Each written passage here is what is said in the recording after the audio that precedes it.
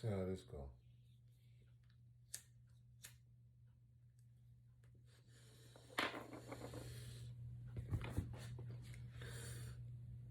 I don't know. I'm just sitting here thinking to myself, it is 2:45 in the morning. So, just thinking about my life story. And it's weird. I said, I wrote it a couple times, but as I think about it, all my life I've been chasing.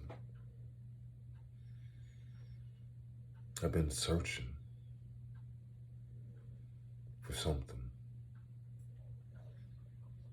And that's something that I think we all come to find in our lives, that it's a yearning inside that we're all chasing and searching for. Some of us fake it and act like we found what we're looking for, but it's always that emptiness inside that resides. It's always there. Because it's never fulfilled. It's never fulfilled. It's never quenched. So, bringing it all to that,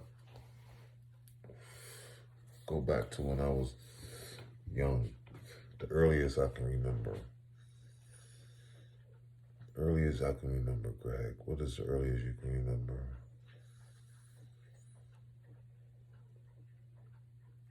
Me running down the street, I see myself running down the street, and I see myself playing by myself for a long time. It was just me.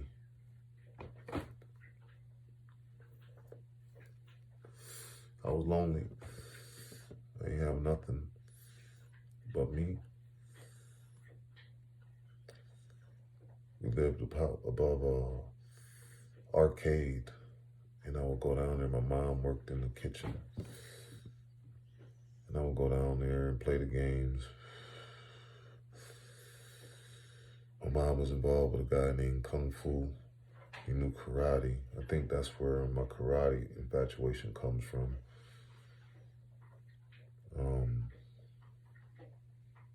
Played a lot of games. There was a girl that played the video games. She was black, had long black hair.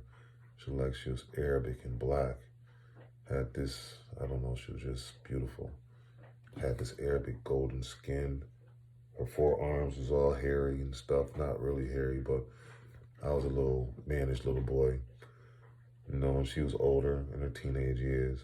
And the arcade was where we all used to go to hang out. My mom would be at work, and that's where I would go hang out until she got off work. But I would go in there and rub on this girl's arms and, just lay, just her smell. I can still smell her right now to this day. Still have her smell. Crazy. Yeah. Growing up like that, still searching for somewhere to belong, and I didn't know no one. I remember the kids over there, they used to run track, and I remember the school I used to go to. I don't even remember how I used to get to that school, but it used to be these guys across the street. There was always someone across the street, and I was never allowed to go across the street. Remember that? I was never allowed to go across the street my whole life. So that was the defiance in me. You tell me I can't do something, I end up doing it. Yeah. So across the street at the arcade, they used to always have foot races. And that was the thing. Whoever's the fastest in the neighborhood was like the coolest kid. And I wasn't even nowhere near the fastest. It was some fast kids, but I used to go over there excited to run.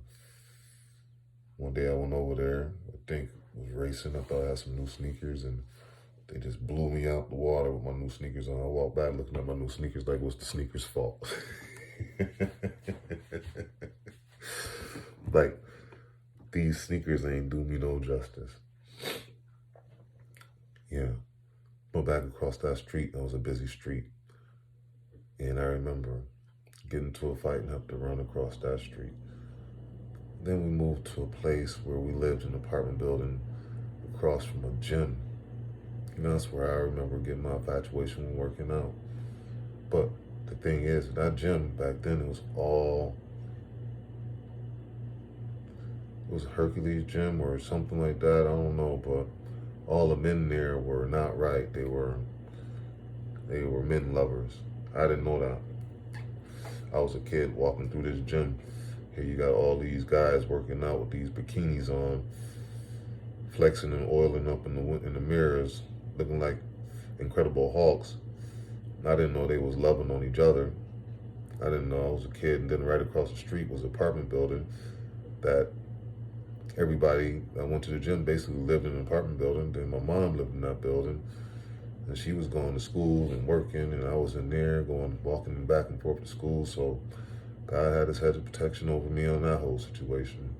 I was never touched. I was always accommodated, you know. Everyone was always nice to me. And in that neighborhood, it was across the street once again. All the kids was across the street, another busy street. I remember getting in a fight with a kid across the street. And this is when I fight. This is another thing. Every time I got in a fight, I won, but I always lost because I always feared what the crowd would say. Morier, you know, here this guy was the neighborhood champ, beat everybody up. Came my turn to try to beat me up in the snow, and I ended up beating him up.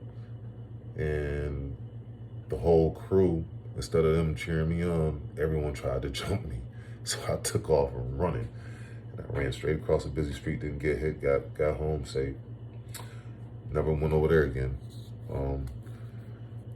Another thing about acceptance, then to go over to my grandmom's house, you know, and here I am trying to be accepted there, you know, and then we move on Chelsea, another place my mom and I are living. Then my cousin Lisa moves in. Then here I am trying to be accepted over there. I can't go across the street over there. It's always across the street. Then I live with my aunt. I didn't go with my aunt, but I used to go with my auntie Christine's house all the time. And all the good kids was always across the street. And I wasn't across the street. I wasn't allowed to cross the street. It was like I was always on the wrong side of the street. I was always around the crowd, but not in the crowd, so to say.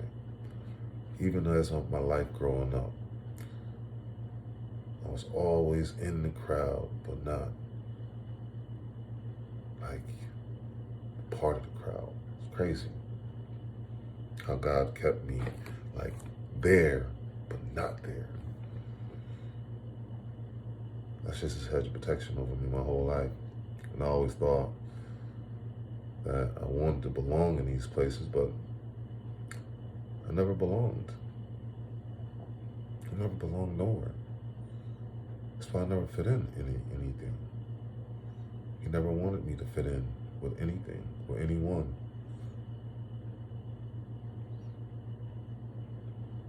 So, long story short, here I am still searching. I found what I'm looking for. I found the fulfillment. And I just want to be engulfed with it. So, my transition is real. God says, you search and you shall find. Knock and he will answer. He's there at your door.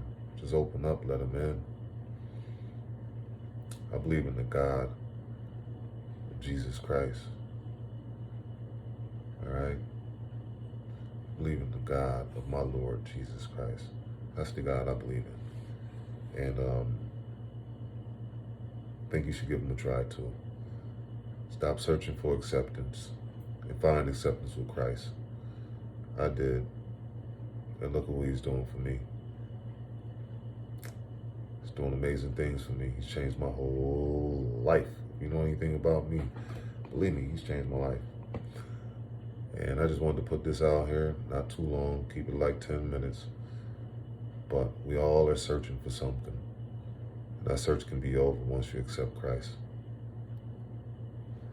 I don't know. Accept Jesus Christ, man. We all got our flaws. We all got our issues. We all got things to work on. We all have cancer inside that's killing us. Okay? Like Deadpool, that's one of my favorite superheroes right there. There's always something gnawing inside that's killing us. But what are you going to do to reconcile that? Are you going to let it just continue to kill you, or are you going to do something about it? We all have that choice to do something. That choice is ultimately yours. Are you going to make the choice, or are you just going to let the choice make you? And I see a lot of people, they get stagnated and stuck in position where they thought they were. And then years go on and years go on, and they still believe they're holding on to a position or image or something that's been bypassed. But the whole time they've done nothing to work on themselves, but still trying to put on that same costume. And it don't fit no more. And they wonder why it doesn't fit. Because you ain't did nothing.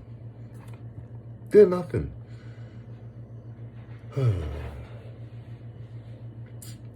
We got to work in this life. It's hard. I gave up everything to follow Christ. And, you know, it's got its bonuses. It's got its real big bonuses. But then I'm still human, fleshly, you know. I still feel, I still want, I still have the same urges and desires as the rest of the world, the rest of the people. But these things I have to let go. Well, most of them. I still like my smoke. You know what I mean? That's about the only thing I indulge in. But soon that will be gone too. And then I'll be like, ooh, gotta do something. Then I gotta work on my language. I gotta stop cursing. I gotta work on my thoughts, because I be having some messed up thoughts about a lot of people, a lot of things. Because this brain, it's just, I can shut it off. When I shut it off, I'm good. But when I turn it back on, it's just, so, yeah, people get on my nerves because they're not genuine. People aren't genuine no more. It's sad. It's a lot of, I don't know. I don't even want to even call it. It's just people not genuine no more. Get you a genuine heart. Be real. Get in contact with your feelings. My son told me it's okay to feel. I know. I had tough love my whole life. And that's the only way I know how to feel. But I'm learning how to have a heart. A soft heart. Y'all stay blessed. Greg Bates.